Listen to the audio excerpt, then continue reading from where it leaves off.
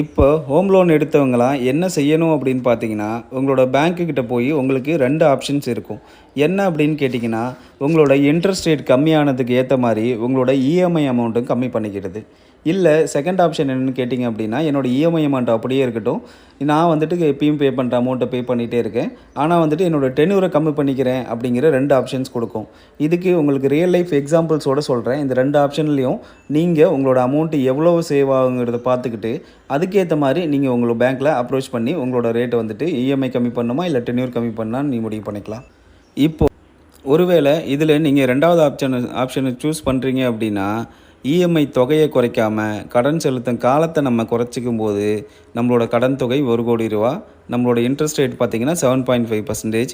மாதம் வந்துட்டு இஎம்ஐ நம்ம அதே ரூ. 86,782 கட்டணும்னு முடிவு பண்ணீங்கன்னா, நீங்க கடன திருப்பி செலுத்தும்போது 20 வருஷத்துக்கு போட்டிருந்தீங்க இல்லையா? 240 மாசம்னு சொல்லிட்டு, அது வந்துட்டு 204 மாசமா வந்து உங்களுக்கு கம்மியாயிரும். இதனால இந்த செகண்ட் மெத்தட்ல உங்களுக்கு நீங்க சேவ் பண்ற அமௌண்ட் பார்த்தீங்கன்னா, அப் டூ 30 லேக்ஸ் வரைக்கும் உங்களால சேவ் பண்ண முடியும். ஏன்னு கேட்டிங்க அப்படின்னா, உங்களுக்கு நீங்க பே பண்ற அமௌண்ட்ட எக்ஸ்ட்ராவா பே பண்ணிட்டே இருக்கீங்க. சேம் இஎம்ஐ தான் பே பண்றீங்க. அதனால வந்துட்டு உங்களோட பிரின்சிபல் அமௌண்ட்லயும் அமௌண்ட் கம்மியாயிட்டே வரும்.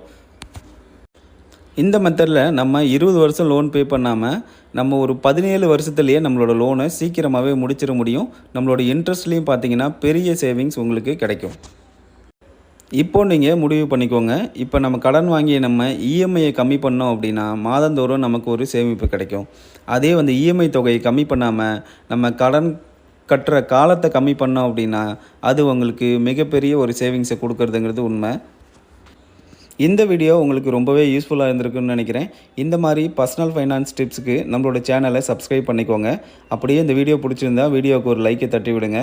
இந்த மாரி பர்சனல் ஃபைனான்ஸ் வீடியோக்கு நம்மள ரெகுலரா ஃபாலோ பண்ணிக்கலாம் நீங்க. தேங்க் யூ ஃபார் வாட்சிங்.